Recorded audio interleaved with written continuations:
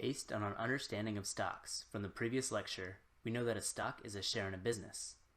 Let's say we own a share of Google and we would like to either sell it or buy more shares. Clearly, we would like to find someone who either wants to buy our share or would like to sell us their own shares. The stock market solves this problem. Stocks in publicly traded companies are bought and sold at a market, also known as a stock exchange. The purpose of a stock market is to facilitate the trade of stocks between buyers and sellers. The New York Stock Exchange is an example of such a market. In your daily life, you have a supermarket that sells food.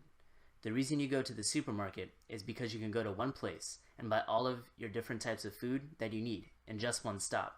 It's more convenient than going around to each individual, the butcher, the dairy farmer, and the baker, to purchase your various groceries. A stock exchange is a supermarket for stocks.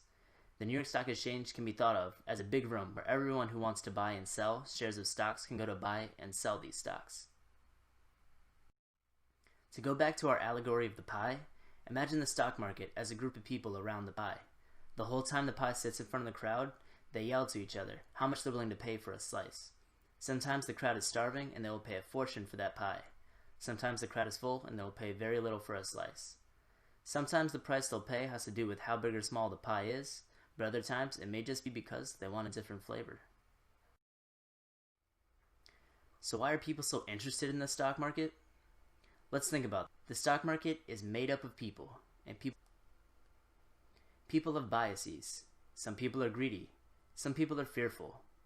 These differences mean that, like in a grocery store, stocks will go on sale. By buying while there's a sale and then selling when the prices are at a premium, you can make a lot of money. And that's exactly why the stock market receives so much attention.